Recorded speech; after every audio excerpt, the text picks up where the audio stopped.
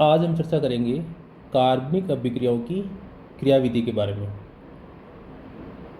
तो सबसे पहला जो टॉपिक है वो है सहसंयोजक बंध का विखंडन। तो जो कोवेलेंट बॉन्ड होता है उसमें दो प्रकार से क्लीवेज होता है, एक होमोलाइटिक क्लीवेज और दूसरा हेट्रोलाइटिक क्लीवेज। अब यदि कोवेलेंट बॉन्ड इस प्रकार से टूटे कि प्रत्येक परमाणु के पास में एक एक इलेक्ट्रॉन आ जाए, तो ऐसा क्लीवेज जो होता है उससे हम बोलते हैं होमोलाइटिक क्लीवेज। और होमोलाइटिक क्लीवेज के दौरान फ्री रेडिकल का फॉर्मेशन होता है, यानी मुक्त मूलक का निर्माण होता है। जैसे कि ए और बी के बीच में डबल बॉन्ड है, तो जब इसमें होमोलाइटिक क्लीवेज होगा तो ए और बी फ्री रेडिकल का फॉर्मेशन होगा। अब चर्चा करते हैं हेट्रोलाइटिक क्लीवेज की। तो यदि दो परमाणु के बीच में साजित इलेक्ट्रॉन, या इसको मैं सिंपली बोलूं कि ये दोनों इलेक्ट्रॉन किसी एक परमाणु की ओर यदि शिफ्ट होते हैं, तो इस प्रकार का क्लीवेज हेट्रोलाइटिक क्लीवेज कहलाएगा। अब इसमें कैटायन और एनायन का फॉर्मेशन देखने को मिलेगा।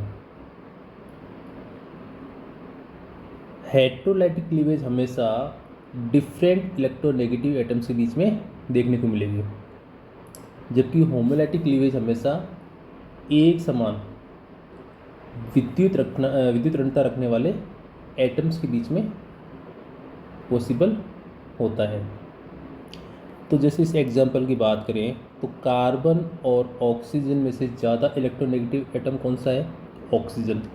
तो इसमें हमें हेट्रोलाइटिक क्लीवेज देखने को मिलेगी, यानी कार्बोकैटायन का फॉर्मेशन होगा और हाइड्रोक्साइड एनायन का फॉर्मेशन होगा।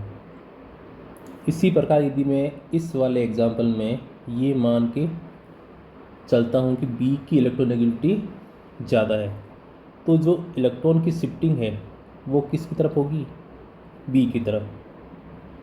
तो हमें बी नेगेटिव और ए प्लस वाला आयन देखने को मिलेगा। तो ये कहानी थी सहसंयोजक बंध में विखंडन की।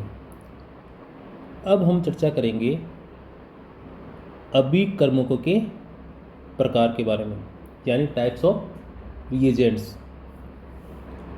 तो दो प्रकार के रिएजेंट्स होते हैं, एक इलेक्ट्रोफाइल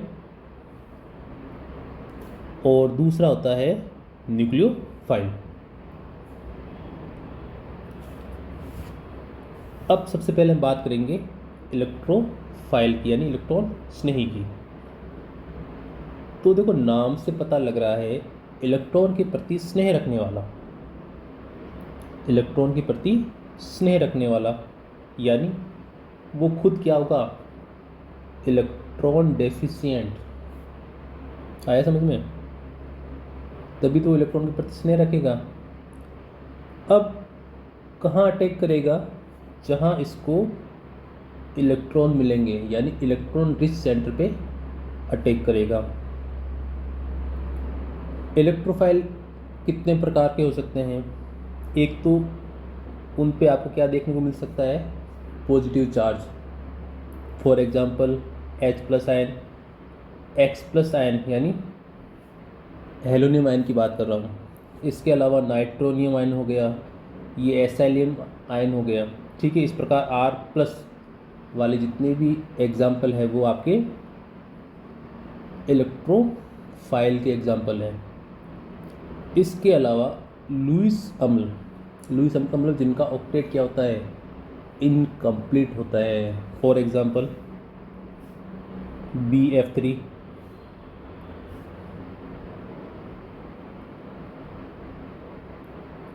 AlCl3।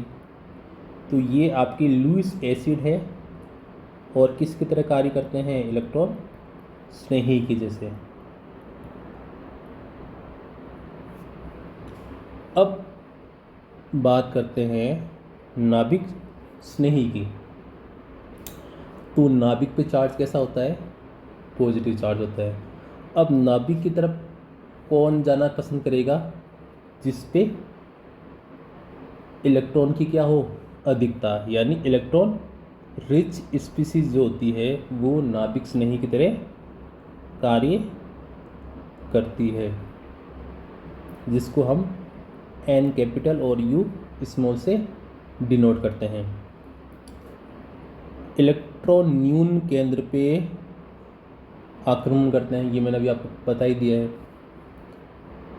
किस प्रकार के हो सकते हैं, एक तो वे स्पीसीज जिन पे हमें नेगेटिव चार्ज देखने को मिले, जैसे H negative, F negative, Cl minus, Br minus, I minus, इसके अलावा OH minus ion, Cl minus ion. इसी प्रकार R नेगेटिव आयन भी हमें देखने को मिलेगा। और उदासीन, जिसमें हमें लुईस बेस ध्यान रखने हैं। लुईस बेस का मतलब फॉर एग्जांपल सबसे पहले H2O, जिनके पास में लोन पेयर ऑफ इलेक्ट्रॉन हो। इसके अलावा एल्कोहल हो सकता है, ईथर हो सकता है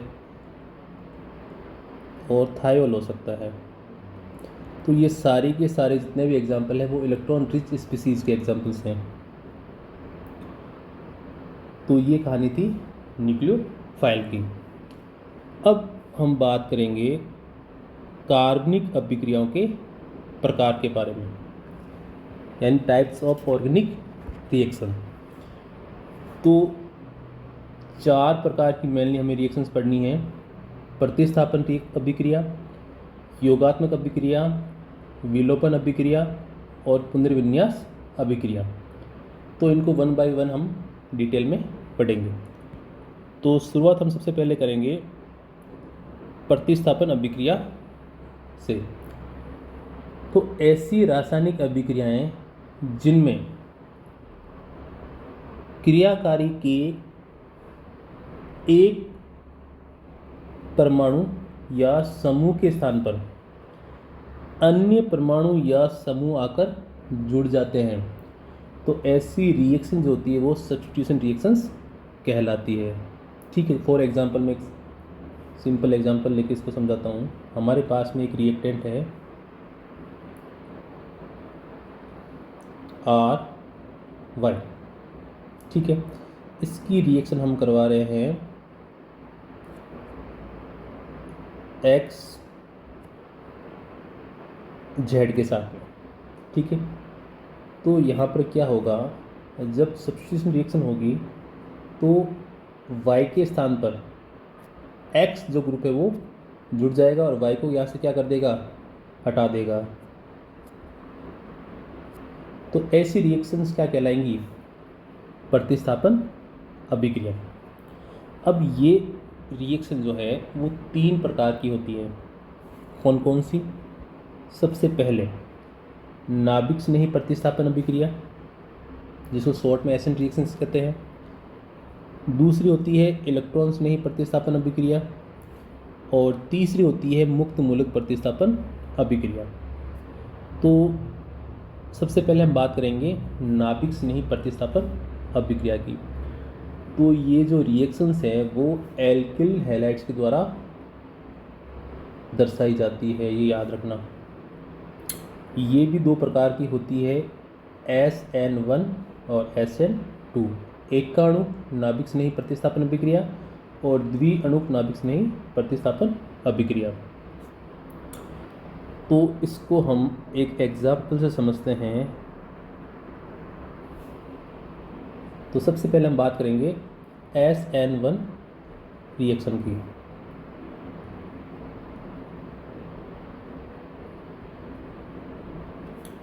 फॉर एग्जांपल हमारे पास में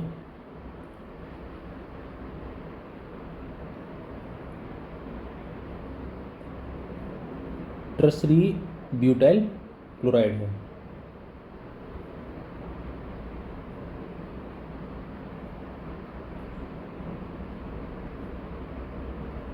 इसकी रिएक्शन हमें करवानी है हाइड्रोक्साइड आयन के साथ में, यानी NaOH के साथ में।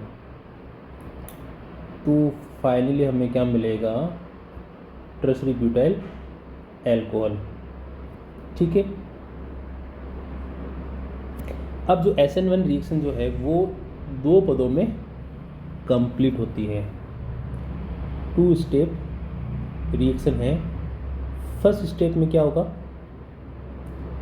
जो टर्शरी ब्यूटाइल क्लोराइड है उसमें हेट्रोलाइटिक क्लीवेज देखने को मिलेगा और कार्बोकैटायन का फॉर्मेशन होगा।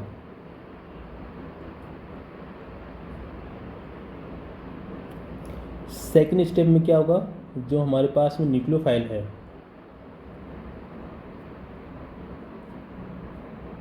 हाइड्रोक्साइड आयन, ये इस कार्बोकैटायन पे अटैक करेगा और हमें टर्शरी ब्यूटाइल एल्कोहल प्राप्त होगा। तो ये तो कहानी थी SN1 रिएक्शन की। इसमें एक चीज़ ध्यान रखना, जो फर्स्ट स्टेप है जिसमें बॉन्ड ब्रेक हो रहा है वो स्लो स्टेप होता है, धीमा पद होता है। और जो अभिक्रिया में जो धीमा पद होता है, स्लो स्टेप जो होता है, वो वेग निर्धारक यानी रेट डिटरमिनिंग स्टेप होता है। ठीक है।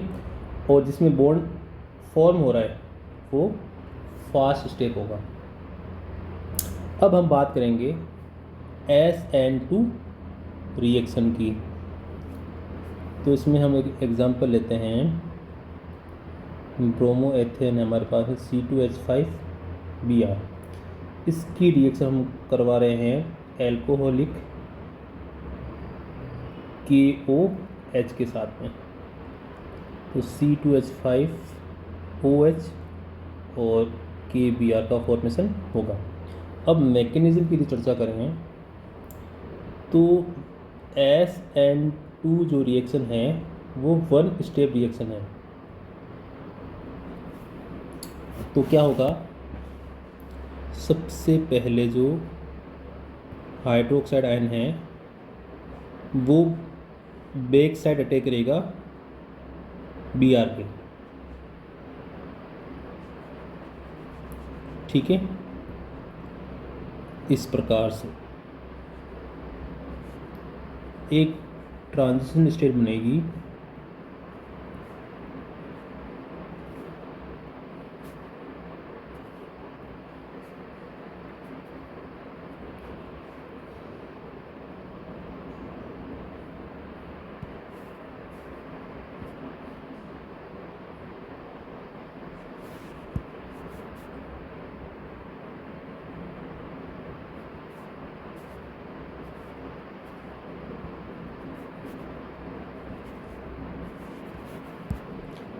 और फाइनली हमें एल्कोहल प्राप्त हो जाएगा। जैसे इसकी वैलेंसी पूरी करें हम, CH3H और ये H, और यहाँ से Br नेगेटिव आयन बाहर। तो SN1 रिएक्शन जो है वो 2 स्टेप में होती है।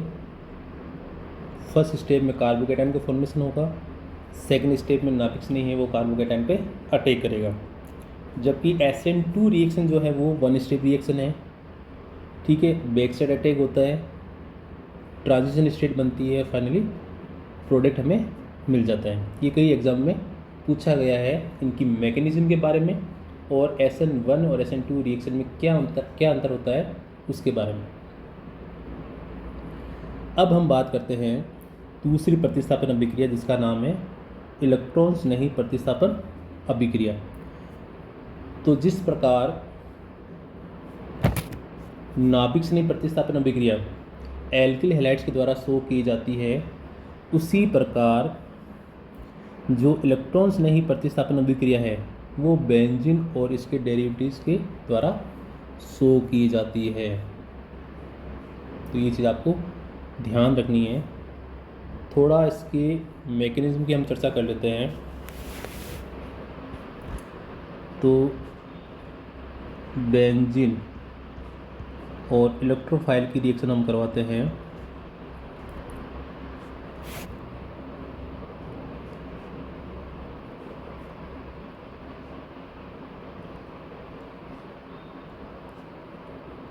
तो एरिनियम आयन का फॉर्मेशन होता है। किसका फॉर्मेशन होता है? एरिनियम आयन का। फिर यहाँ से ये प्रोटॉन बाहर निकल जाता है और हमें सब्स्टिट्यूटेड बेंजीन प्राप्त हो जाती है। इसके बारे में डिटेल में हम डिस्कशन एरीज वाला जो चैप्टर है उसमें करेंगे। अब इलेक्ट्रोफाइल के रूप में नाइट्रोनियम आयन हो सकता है, हेलोनियम आयन हो सकता है, ठीक है। तो वो अलग अलग रिएक्शन पे डिपेंड करेगा। फिर थर्ड प्रतिस्थापन अभिक्रिया की बात करते हैं जिसका नाम है मुक्त मूलक प्रतिस्थापन अभिक्रिया। तो इसमें एक रिएक्शन आपको ध्यान रखनी है कि जो एल्केन का हैलोजनेशन है वो मुक्त मूलक प्रतिस्थापन अभिक्रिया के द्वारा होता है। तो जो फ्री रेडिकल रिएक्शन जो होती है वो 3 पदों में पूर्ण होती है। पहला प्रारंभिक पद, दूसरा संचलन पद और तीसरा समापन पद। तो सबसे पहले हम बात करेंगे प्रारंभिक पद की।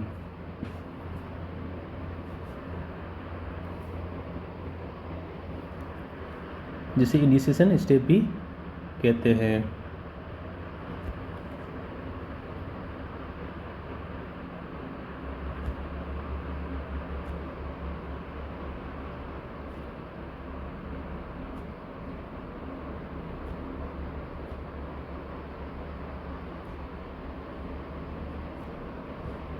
इसमें क्या होगा, जो क्लोरीन हमने ले रखा है, क्लोरीन मॉलिक्यूल, इसका होमोलैटिक क्लीवेज होगा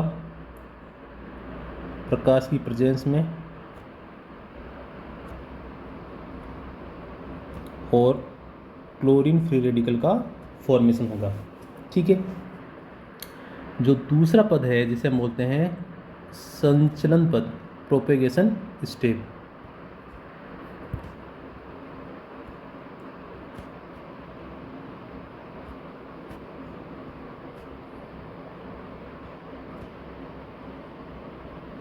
इसमें क्या होगा, जो हमारे पास में एल्केन है इसकी रिएक्शन क्लोरीन फ्री रेडिकल के साथ में होगी। तो क्या क्या देखने को मिलेगा, R फ्री रेडिकल और H फ्री रेडिकल और Cl फ्री रेडिकल आपस में क्या बना लेंगे, HCl। फिर इसी में सेकेंड स्टेप क्या होगा, जो R फ्री रेडिकल है वो Cl फ्री रेडिकल के साथ में रिएक्शन करके RCl और Cl फ्री रेडिकल का फॉर्मेशन करेगा। तो ये दोनों जो स्टेप है वो कहलाएंगे आपके संचलन पद, प्रोपेगेशन स्टेप। थर्ड जो स्टेप है जिसको हम बोलते हैं समापन पद, टर्मिनेशन स्टेप।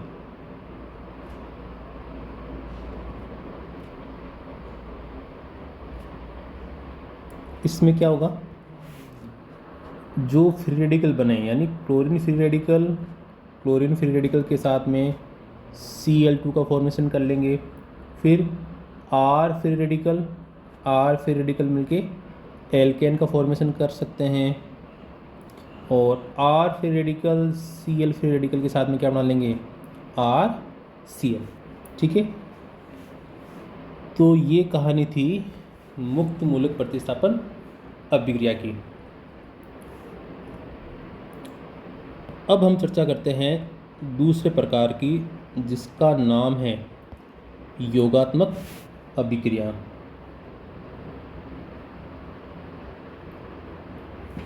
Addition reaction. तो ऐसी रिएक्शंस में क्या होगा, एक पाई बॉन्ड टूटेगा और दो नए सिग्मा बॉन्ड का फॉर्मेशन होगा। तो इसमें एक पाई बॉन्ड टूटा और दो नए सिग्मा बॉन्ड का फॉर्मेशन हुआ। तो ये जो रिएक्शन है वो कहलाएगी एडिशन रिएक्शंस। ठीक है, अब इनके प्रकार के बारे में चर्चा करते हैं।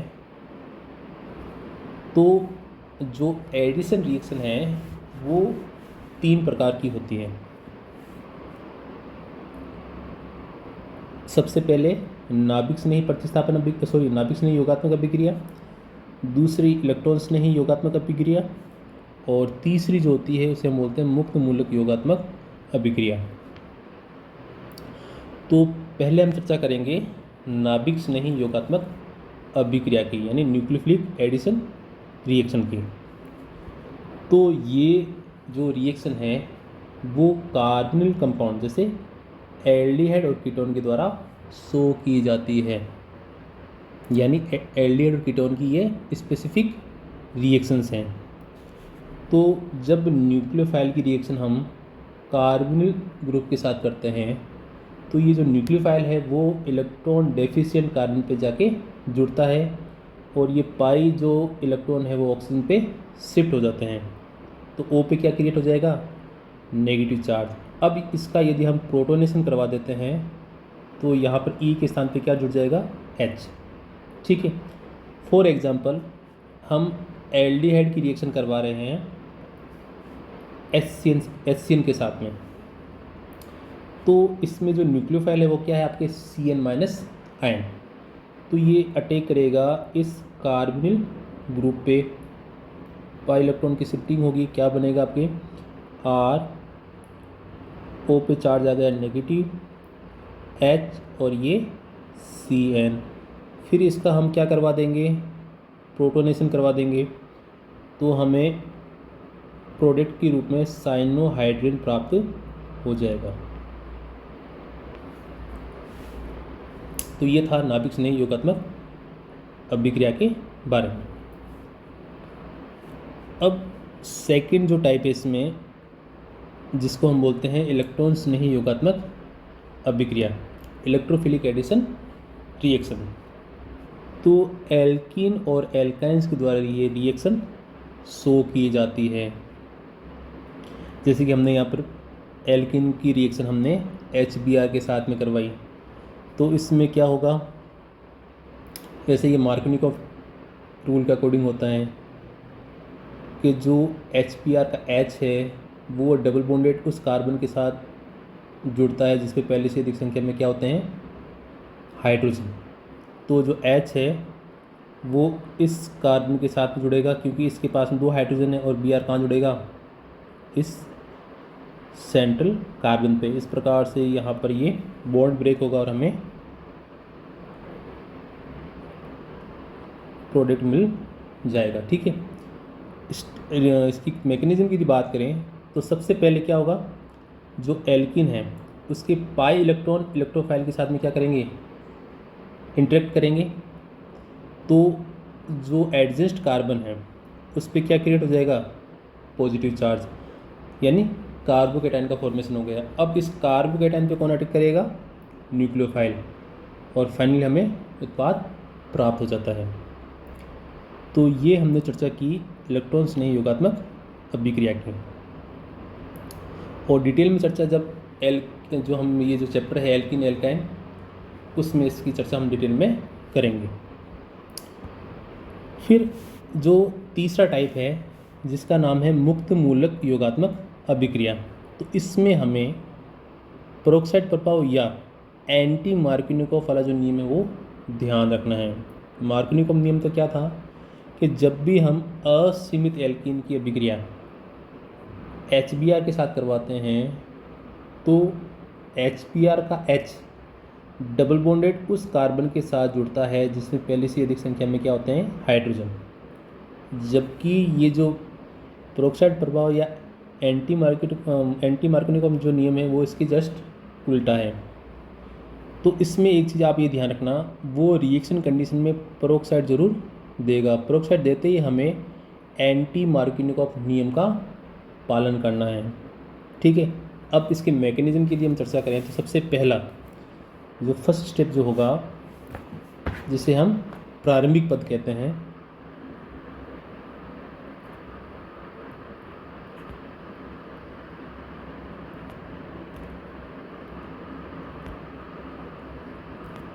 तो जो हमने पेरोक्साइड ले रखा है, फॉर एग्जांपल ROOR, इसका होमोलाइटिक क्लीवेज होगा तो हमें एल्कोक्साइड रेडिकल प्राप्त होंगे।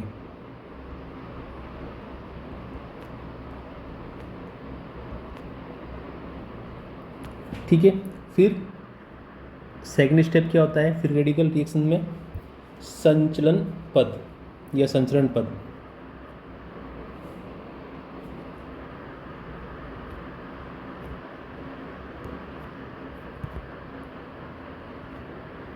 उसमें क्या होगा, जो हमारे पास में एल्किन है, इसकी रिएक्शन, इससे पहले जो ये एल्कोक्साइड फ्री रेडिकल बना है, ये रिएक्शन करेगा HBr के साथ में। तो एक तो बनेगा एल्कोहल और क्या प्राप्त होगा हमें? Br free radical. अब जो सेकंड स्टेप में ये जो एल्किन है वो रिएक्शन करेगी Br फ्री रेडिकल के साथ में। तो इसमें दो पॉसिबिलिटी हमें देखने को मिलेगी।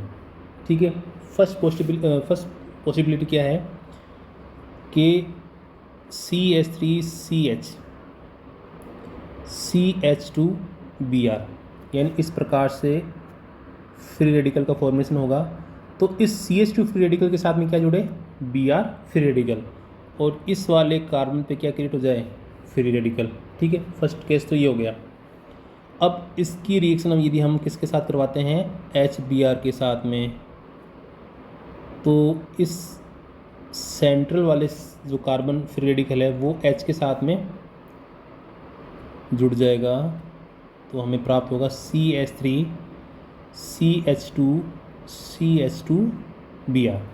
ठीक है, अगली कंडीशन क्या हो सकती है कि ये जो Br रेडिकल जो है वो इस कार्बन फ्री रेडिकल के साथ जुड़े।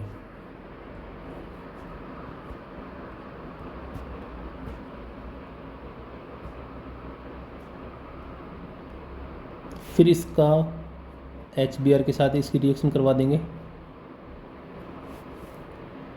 तो बन जाएगा CH3 CHBr CH3। अब दो प्रोडक्ट हमें प्राप्त हो रहे हैं, ज़्यादा मात्रा में कौन सा प्राप्त होगा? इसके लिए हमें जो फ्री रेडिकल बना है उसकी स्टेबिलिटी को देखना पड़ेगा। तो जो फर्स्ट केस था उसमें जो फ्री रेडिकल बन रहा था वो 2 डिग्री फ्री रेडिकल बन रहा था, जबकि इस वाले केस में जो फ्री रेडिकल बन रहा है वो 1 डिग्री फ्री रेडिकल है। तो स्टेबिलिटी की यदि बात करें हम, तो सबसे ज़्यादा स्थायी फ्री रेडिकल होता है 3 डिग्री, फिर 2 डिग्री, फिर 1 डिग्री। तो इन दोनों में से ज़्यादा मात्रा में कौन सा बनेगा? ये वाला प्रोडक्ट जिसमें 2 डिग्री फ्री रेडिकल का फॉर्मेशन हो रहा है। ठीक है, अब तीसरा जो पद है जिसे हम बोलते हैं समापन पद, इसमें क्या होगा? जो फ्री रेडिकल बने हैं वो आपस में रिएक्शन करेंगे, तो यहाँ Br2 का फॉर्मेशन हो गया। इसके अलावा जो स्टेबल कार्बोकेटायन फ्री रेडिकल जो बना था वो क्या कर सकता है? Br फ्री रेडिकल के साथ में रिएक्शन कर सकता है, तो CH3CH और यहाँ Br जुड़ जाएगा और CH2Br। तो ये वाला प्रोडक्ट भी हमें देखने को मिलेगा। तो ये हमने चर्चा की एंटी मार्कोनिकॉफ या जिसे हम बोलते हैं पेरोक्साइड प्रभाव के बारे में।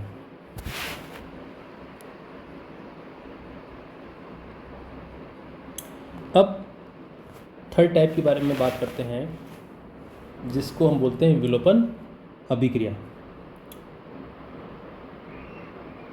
Elimination reaction. तो एलिमिनेशन रिएक्शन जो है वो एडिशन रिएक्शन के जस्ट रिवर्स है। उसमें क्या था, एक पाई बॉन्ड टूटता था और दो नए सिग्मा बॉन्ड बनते थे। इसमें क्या होगा, दो नए सिग्मा बॉन्ड टूटेंगे और एक पाई बॉन्ड का फॉर्मेशन होगा। तो यदि आपको एडिशन रिएक्शन याद है तो एलिमिनेशन रिएक्शन आपके लिए कोई ज़्यादा डिफ़िकल्ट नहीं है।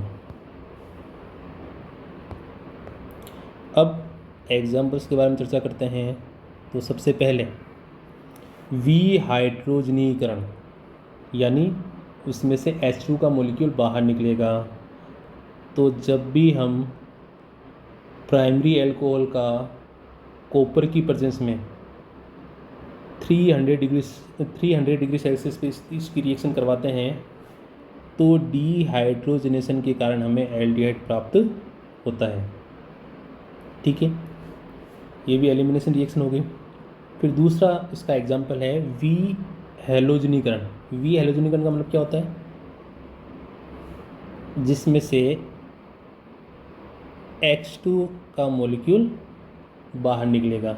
विहाइड्रोजनीकरण में क्या था, H2 वाला मॉलिक्यूल बाहर निकलता है। तो जब हम 1,2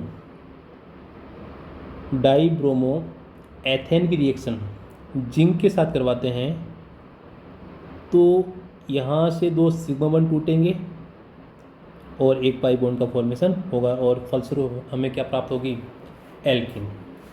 ठीक है, इस चीज़ को ध्यान रखना, एलिमिनेशन रिएक्शन जब होती है जिसमें अल्फ़ा बीटा एलिमिनेशन हो रहा है, अल्फ़ा बीटा एलिमिनेशन हो रहा है, तो उसमें हमेशा प्रोडक्ट के रूप में हमें एल्कीन देखने को मिलेगी। ठीक है, तो विहाइड्रोजनीकरण हो गया, विहेलोजनीकरण हो गया। अब बात करते हैं विहाइड्रोहेलोजनीकरण की। वी का मतलब कोई चीज़ पहले थी अब नहीं है, तो इसमें हमें HX मॉलिक्यूल बाई प्रोडक्ट के रूप में मिलेगा।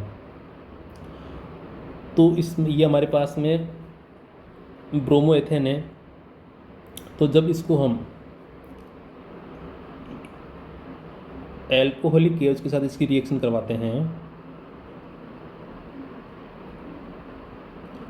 तो Br जिस कार्बन के साथ जुड़ा है उसको हम अल्फ़ा मानेंगे और इसके पास वाले कार्बन को बीटा। तो यहाँ से दोनों H और Br, HBr की फॉर्म में अलग हो जाएंगे और इन दोनों कार्बन के बीच में क्या क्रिएट हो जाएगा, डबल बॉन्ड। तो हमें एल्कीन का फॉर्मेशन देखने को मिलेगा। ठीक है, फिर चर्चा करते हैं डिहाइड्रेशन की। डिहाइड्रेशन का मतलब क्या होगा, जिस रिएक्शन में H2O का मॉलिक्यूल बाहर निकलता है। तो इसको मैं थोड़ा सा सिंपल बना देता हूँ, CH2OH और इसका ये H। जब इसको हम सांद्र H2SO4 की प्रेजेंस में 170 डिग्री सेल्सियस पे गर्म करेंगे तो यहाँ से H2 का एलिमिनेशन हो जाएगा और हमें क्या प्राप्त होगी, एल्कीन।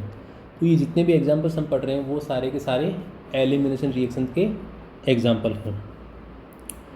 अब चर्चा करते हैं लास्ट टाइप की जिसका नाम है रीअरेंजमेंट रिएक्शन। तो इसमें क्या होता है, परमाणु समूह या मल्टीपल बॉन्ड उसी अणु में अपना स्थान परिवर्तित कर देते हैं। जैसे कि इस एग्जाम्पल में A के साथ X जुड़ा हुआ है, B के साथ में Y। रीअरेंजमेंट के दौरान क्या होगा, A के साथ क्या जुड़ जाएगा, Y, और B के साथ में क्या जुड़ जाएगा, X। हमारे पास में क्या है, ब्यूटेन। ब्यूटेन की रिएक्शन हम करवाते हैं AlCl3 की प्रेजेंस में, लुईस एसिड है तो हमें आइसोमर प्राप्त होंगे, यानी ब्यूटेन से हमें 2-मेथिल प्रोपेन प्राप्त हो रहा है। तो ये रिएक्शन क्या कहलाएगी, आपकी पुनर्विन्यास अभिक्रिया। इसी प्रकार इस वाले रिएक्टेंट का यानी 1 क्लोरोप्रोपेन की रिएक्शन हम जब AlCl3 के साथ करवाएंगे तो हमें 2 क्लोरोप्रोपेन प्राप्त होगा। तो ये जो रिएक्शन है वो कहलाती है आपकी पुनर्विन्यास अभिक्रियाएं। तो इस वीडियो में हमने चर्चा की सबसे पहले सहसंयोजक बंध का विखंडन किस प्रकार से होता है, यानी समास और विस्मास। उसके बाद हमने चर्चा की इलेक्ट्रोफाइल और न्यूक्लियोफाइल की। फिर हमने टाइप्स ऑफ रिएक्शंस के बारे में चर्चा की। अब नेक्स्ट वीडियो में हम बात करेंगे सक्रिय मध्यवर्ती के बारे में।